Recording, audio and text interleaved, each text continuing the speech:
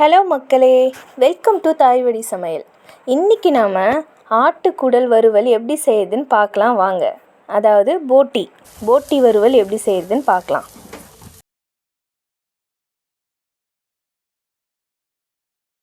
நான் இன்றைக்கி ஒரு போட்டி எடுத்திருக்கேன். அதை நல்லா க்ளீன் பண்ணி ஹாட் வாட்டர்லாம் போட்டு நல்லா க்ளீன் பண்ணி வச்சுருக்கேன். இதை இப்போ நம்ம வேக வச்சுக்கலாம். அதுக்கு தேவையான குக்கர் வச்சுக்கலாம். அதில் நம்ம க்ளீன் பண்ணி வச்ச போட்டி சேர்த்துடலாம். போட்டி வேகிறதுக்காக ஒரு கிளாஸ் அளவுக்கு தண்ணியும் 1 ஸ்பூன் அளவுக்கு உப்பு, கொஞ்சம் மஞ்சப்பொடி போட்டு 4 விசில் வர வரைக்கும் வேக வச்சு எடுத்துக்கலாம்.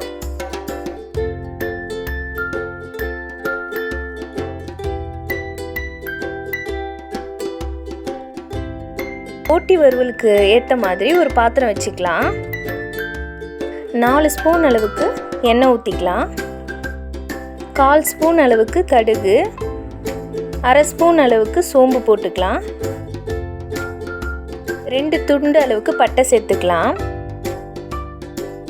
நான் இன்றைக்கி தேங்காய் எண்ணெய் யூஸ் பண்ணியிருக்கேன். தேங்காய் எண்ணெய் யூஸ் பண்ணி செஞ்சால் இன்னும் டேஸ்ட்டாக இருக்கும். நீங்கள் வேணும்னா கடலை எண்ணெய் கூட ஆட் பண்ணி செஞ்சுக்கலாம்.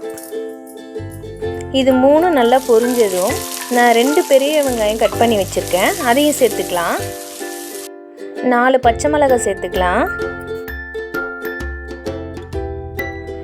1 ஸ்பூன் அளவுக்கு கல் உப்பு போட்டு நல்லா வதக்கலாங்க.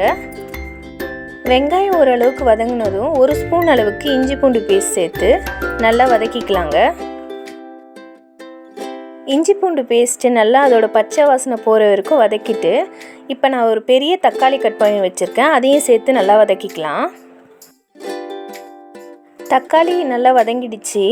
இப்போ அதில் 1 ஸ்பூன் அளவுக்கு தனி மிளகாத்தூள், 1 ஸ்பூன் அளவுக்கு கரம் மசாலா, 1/2 ஸ்பூன் அளவுக்கு மஞ்சள் பொடி சேர்த்துக்கலாம்.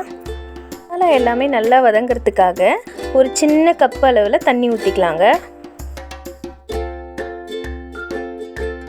மசாலாலாம் நல்லா வதங்கிடுச்சு பாருங்கள்.